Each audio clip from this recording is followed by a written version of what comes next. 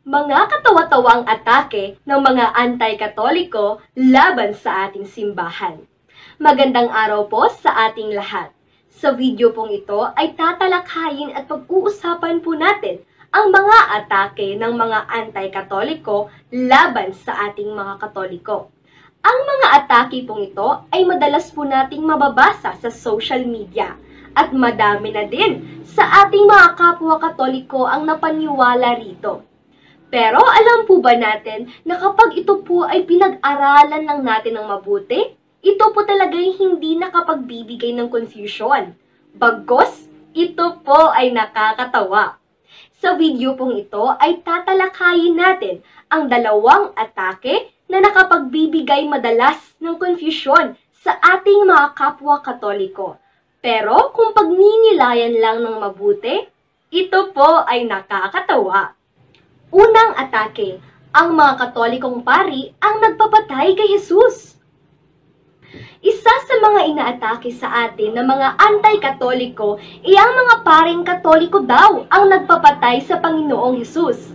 Ang problema ngayon sa mga umaatake sa atin ay kapag nakabasa na ng pari sa Biblia ay pumapasok na sa kanilang isip na ito ay tumutukoy sa lahat ng mga pari. Kabilang na dito ang mga paring katoliko. Kung ang lahat na lang ng mga pari ang nagpapatay kay Jesus, lalabas na pati si Jesus ay pinapatay niya ang kanyang sarili dahil siya mismo ay isang pari. Ganito ang mababasa natin sa Hebreo Kapitulo 7, versikulo 26. Sa makatuwid si Jesus ang pinakapunong pari na kinakailangan natin. Siya'y banal, walang kasalanan ni kapintasan man, inihiwalay sa mga makasalanan at itinaas sa kalangitan. Totoo nga ba sinasabi ng mga anti-katoliko na ang mga paring katoliko ang nagpapatay sa ating Panginoong Jesus? Ang sagot po ay, hindi. Ganito po ang mababasa natin sa unang Tesalonica, Kapitulo 2, versikulo 14 hanggang 15. Mga kapatid, ang nangyari sa inyo ay tulad ng nangyari sa mga iglesia ng Diyos sa Judea, sa mga nananalig kay Kristo Jesus. Inuusig kayo ng inyong mga kababayan, tulad din ng mga taga-Judea na inusig ng kapwa nila Hudyo. Ang mga Hudyong ito ang pumatay sa Panginoong Jesus. At sa mga propeta, sila rin ang umuusig sa amin. Nagagalit sa kanila ang Diyos at kaaway sila ng lahat ng tao. Maliwanag po na sinabi ni San Pablo sa kanyang sulat sa mga taga-Tesalonika na ang mga Hudyo ang nagpapatay sa Panginoong Jesus. Pangalawang atake, niluluhuran ng mga katoliko ang mga ribulto. Totoo ba na niluluhuran ng mga katoliko ang mga ribulto? Ang sagot po ay, hindi. Sahig po ang niluluhuran ng mga katoliko o di kaya ang mga luhuran sa simbahan kapag tayo ay nasa loob ng simbahan. Hindi po kailanman niluhuran ng mga katoliko ang mga ribulto. Dahil masakit po ito sa tuhod. Ngayon, ang tamang tanong, bakit ang mga katoliko ay nakaluhod sa sahig at nakaharap sa imahen? Madalas po tayong sinasabihan na sumasamba tayo sa mga ribulto o sa mga larawan dahil sa nakaluhod tayo at nakaharap sa mga imahen. Hindi po totoo iyan dahil nasa intensyon po iyan. Tandaan po natin na masama ang humusga ayon sa ating Panginoong Hesus sa Mateo Kapitulo 7, versikulo 1. Hindi po natin alam kung ano ang nasa isip ng taong nakaluhod at kung anong totoong intensyon niya. Katulad na lamang ng ginawa ni Josue sa Josue Kapitulo 7, versikulo 6. Na habang nagpatira pa siya, nananalangin sa Diyos ay nakaharap siya sa kaba ng tipan. Ganito po ang ating mababasa sa Josue, Kapitulo 7, versikulo 6. Pinunit ni Josue at ng pinuno ng Israel ang kanilang kasuotan dahil sa matinding paghihinagpis. Nagpatira pa sila sa harap ng kabanang tipan ni Yahweh.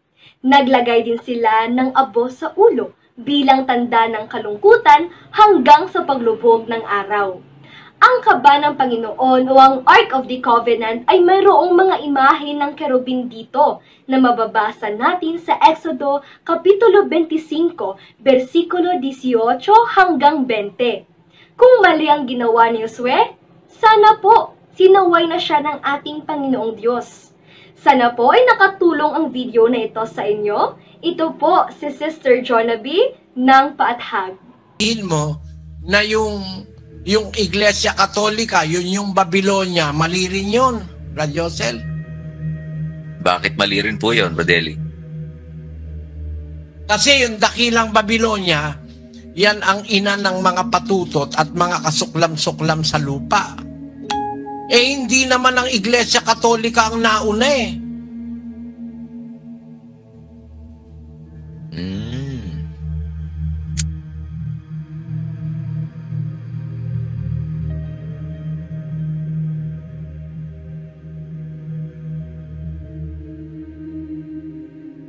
Sabi, ang interpretasyon kasi nila dyan, ang Iglesia Katoliko daw yung patutot na Babylonia, kasuklam-suklam sa lupa, ina ng kasuklam-suklam, ina ng mga patutot.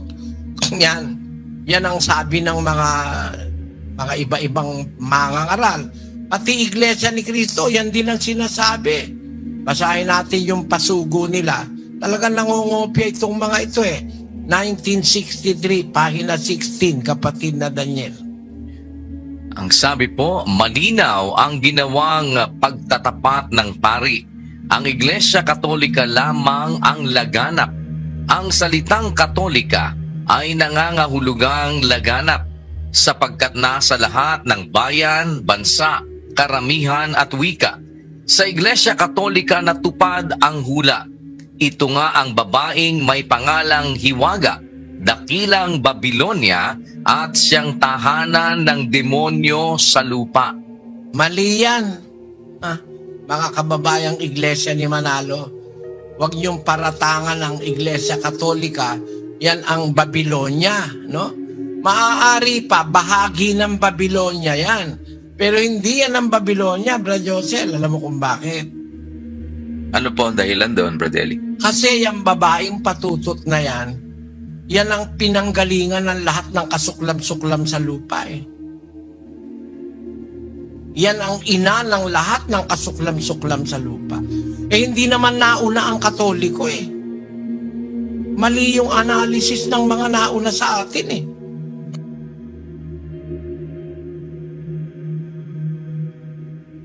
Hindi po siya ang pinagmulan nitong lahat nitong mga babae. Eh alam mo ba yung dakilang Babylonia kung ano yun, Brad Joseph? Ano po ito? Pinanggalingan ng lahat ng mga patutot sa lupa. Ina siya ng mga patutot at kasuklam-suklam sa lupa.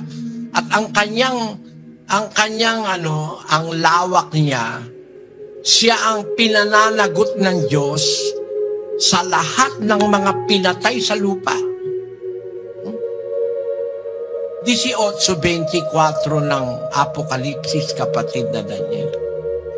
At nasumpungan sa kanya ang dugo ng mga propeta at ng mga banal at ng lahat ng mga pinatay sa lupa.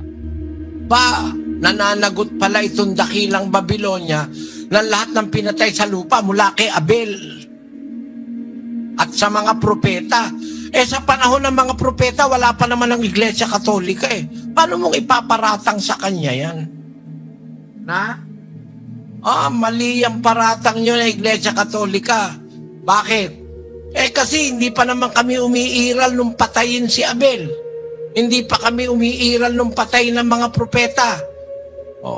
Pero namana yan ng Iglesia ni Manalo. Pakinggan nyo ito. Ay ginagawa ng unang na siyang sistema ng unang pagtalikod. Pero sino ho nagmana niya sistemang yan na papagkumpisalin ng mga tao sa mga pare nila? Ituloy mo. Ito ang sikreto ng kapangyarihan ng mga pare ng Iglesia Katolika Romana ngayon. Sa mga tuwid ang nagsasagawa ho ng unang kulto ng Babylonia na magkumpisalang mga miyembro para mahawakan sila sa kapangyarihan ng mga pinagkukumpisalan nilang mga pare ay isinasagawa ngayon ng mga pare ng Iglesia Katolika Apostolika Romana. Ang itinatanong ko, paano napasalin sa Iglesia Katolika ang sistemang ito ng kulto ng matanda? Yan ang turo ni Manalo. Ang Iglesia Katolika ang kanilang sinisisi ng kulto ng dakilang Babylonia. Pero kung naiintindihan sa Biblia ng lahat ng mga ngaral, hindi mo ipaparatang ito sa Katoliko lang. Hindi, Brad Josel. Kasi ang dakilang Babylonia, ang inaakusahan o ang inilalagyan ng kasalanan ng Diyos, sa kanya ipinapataw ng Diyos ang kasalanan doon sa dakilang Babylonia, yung babaeng patutot na yon, nasumpungan sa kanya ang dugo ng mga propeta at ng mga banal at ng lahat ng mga pinatay sa lupa, kasama si Abel.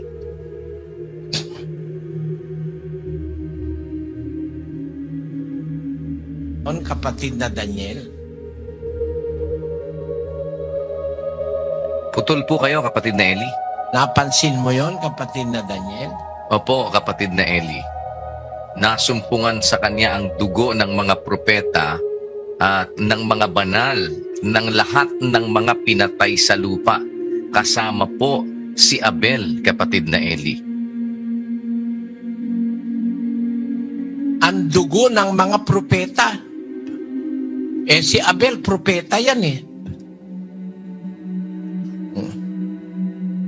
At lahat ng mga banal, kasama rin si Abel doon sa mga banal. At ng lahat ng mga pinatay sa lupa, kasama rin si Abel doon. Paanong Iglesia Katolika yan? Wala pang Katoliko nung siya panahon ni Abel. Kaya kilala mo ngayon kung anong dakilang Babylonia, Brad Josel? Hindi po Iglesia Katolika, Brad Eli. Hindi po mayaatang sa Iglesia Katolika yun eh. Unawa ko yan na hindi yan yung Katoliko, bagaman ang karamihan ng mga pastor na nagmamalaking sila raw mga totoo, naniniwala sila Iglesia Katoliko yan, Papa sa Roma yan. Wala naman akong makita kasing ebidensya na may Papa sa Roma nagpaulan ng apoy mula sa langit. At meron ng larawan na pinagsalita ang mga Papa sa Roma at pagkatapos nagbigay na ng ang Papa sa Roma ng ininga sa larawan ng hayop para makapangusap ang hayop. Ang isang larawan. Mag-isip ka, Brad Joseph. May available ba sa written history na may Papa sa Roma na nagpaulan ng sa langit? Nagpaulan ng apoy mula sa langit? Papa sa Roma ba na nakapagbigay na ng hininga sa larawan? At meron bang Papa sa Roma na sinasamba na ng Katoliko? Dahil pag hindi sinamba, papatayin. Meron na ba ng Brad Joseph? Wala po niyan, Brad Eli. Ako naman ay dating Katoliko rin po kaya hindi naman po malilingid sa akin yan. Pero wala po ako nakitang ganun. Hindi sinasamba yung larawan ng Papa, hindi pa siya nagpagawa ng larawan niya para sambahin at malagyan ng hininga yung larawan na yun at yun ay nakapagsasalita, nakapag-uutos. Wala pa pong ganun. At maging yung sinasabi nga pong kapangyarihan na magagawa noong Antikristo na makapagpapababa po ng apoy galing sa langit sa paningin ng